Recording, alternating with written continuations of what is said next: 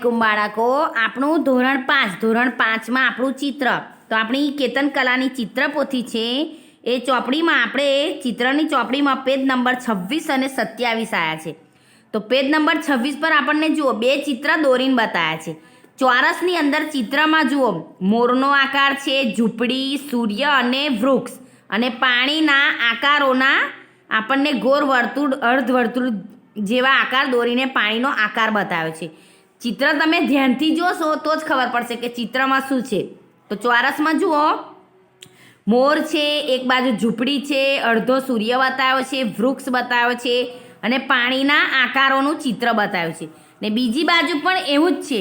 બીજી બાજુના ચોરસમાં પણ જુઓ મોર છે, ઝૂંપડી છે, વૃક્ષ દોરેલું છે, સૂર્ય અડધો બતાવ્યો છે આપણને અને પાણીના આકાર બતાવ્યા છે. એ પ્રમાણે તમારે પેજ નંબર 26 પર આપણે આ આખું ચિત્ર જોવાનું છે ને ચિત્ર જોઈને આપણે સમજવાનું છે અને આપણે પેજ નંબર 26નું ચિત્ર આપેલું છે એ પ્રમાણે પેજ નંબર 27 પર આપણું આખું પેજ કોરું છે. જુઓ તો પેજ નંબર 27 પર તમારે શું કરવાનું છે કે પેજ નંબર 26 પર આપેલા ચિત્રને આપણે પેજ નંબર 27 પર દોરવાનું છે. તો પહેલાં આપણે ચોરસ દોરવાનો છે. ચોરસની અંદર તમારે આ ચિત્ર આપ્યું છે એ પ્રમાણે દોરવું હોય તો પણ દોરી શકાય છે અને બીજા ભાત ચિત્ર પ્રમાણે તમે વૃક્ષ, સૂર્ય, ઝાડ અને પાણીના આકાર દોરીને ચિત્ર તૈયાર કરી શકો છો.